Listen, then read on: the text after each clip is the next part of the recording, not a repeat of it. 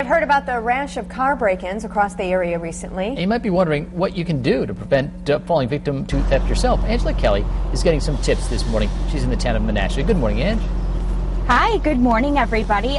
Let's start off with this. The Office of Justice Assistance reports that in 2008, there were more than 115,000 thefts reported, okay? And a lot of those thefts come from cars. And each time a theft happened, criminals were able to get away with more than $500 worth of stuff from one car, okay? So that's a lot. So how do we prevent that from happening to us? This is Community Liaison Officer Jason Weber from the town of Menasha. Good morning to you. Good morning.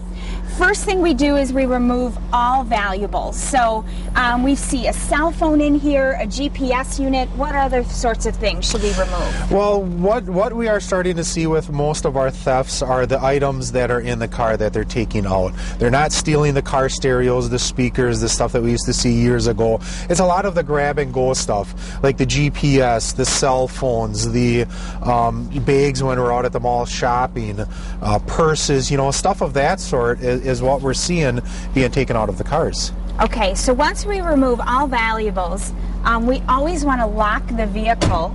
Well, actually, I should probably do that right now because I don't have a key fob, but we'll go ahead and lock her up. And I know this is really common sense, but sometimes people don't use that common sense. No, most of the burglaries and the thefts are to an unlocked vehicle or an unlocked home. So if people would just take the simple step of locking their doors, that would really prevent probably a good chunk of our problems. Okay, and I love this tip. Okay, a lot of us have these key fobs that, you know, we can unlock our car doors, and there's a little alarm on here.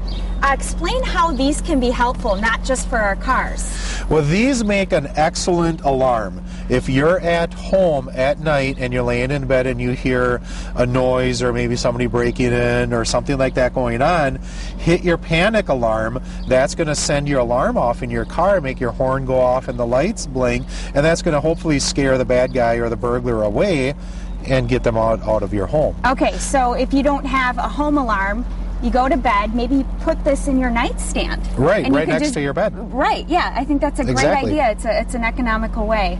Okay, so coming up next, we're going to talk more about neighborhood watch programs, how you can participate in those, and also home alarms. We'll have some tips on that as well, okay? Okay, sounds good. Thanks, Ange. Some